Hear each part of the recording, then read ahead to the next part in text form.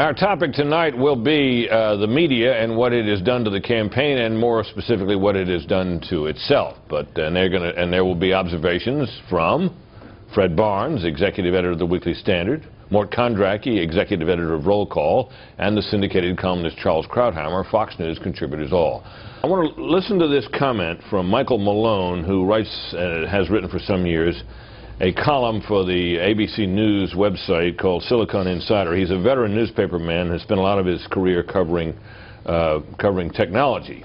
But this is what he says about this campaign. Quote, "The sheer bias in the print and television coverage of this election campaign is not just bewildering, but appalling. And over the last few months, I've found myself slowly moving from shaking my head at the obvious one-sided reporting to actually shouting at the screen of my television and my laptop computer." That from Michael Malone.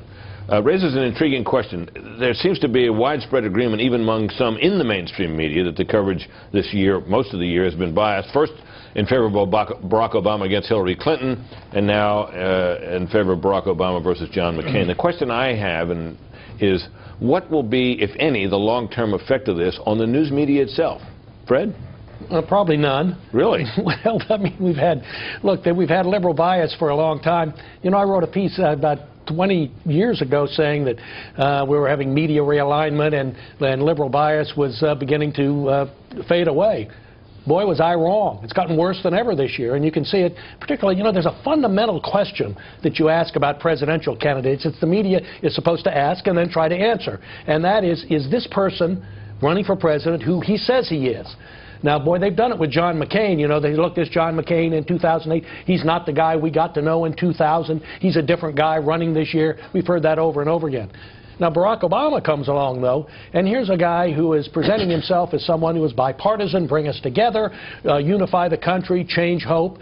And yet his political record is one of great partisanship, of liberal ideology, of being a part of a Chicago machine, and yet the press has made no effort to square those things, to ask questions about why we should believe Obama now in what he says, because what he's done in the past is so different. Mort, do you think that there's a price? I mean, a lot of these organs of the mainstream media, perhaps for other reasons, are in real trouble. And that there's no question of that's happening. I don't think that the fact that Obama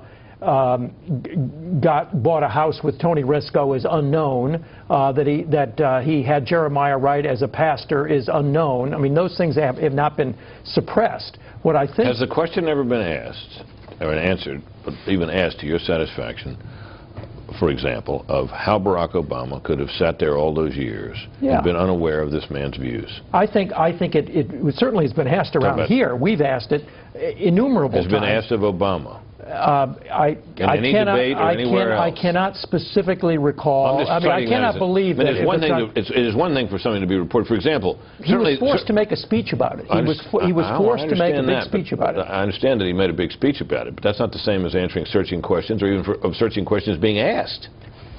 Look, I think that's the point. It was a mainstream media. It's gone beyond the point of a lack of curiosity, a lack of questions, a lack of probing into Obama's association and past.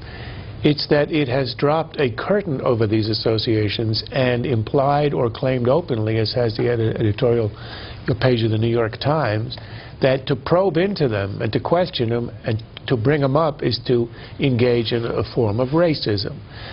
That's what's so amazing. It's that when Obama is forced, because of events, to make a speech about race after it's discovered that he'd been in the church for 20 years with a raving racist, he says, I can no more dissociate myself from him than from his poor grandmother. The press says, brilliant Lincoln-esque speech, case closed. If you bring it up again, you're a racist. 6 weeks later, he renounces his first position, and he breaks, in fact, with Wright and says he is beyond the pale. The press again says, case closed. He's done it again. If you bring it up, it's racist. An ad appears in North Carolina which associates Obama with Wright. It's denounced in the Times and elsewhere as racist, and that becomes accepted. We are looking at the most left-wing candidate with the most radical associations since Henry Wallace in 1948, and the press has ruled out as illegitimate any incursion to this. Unfortunately not. I thought you'd say that.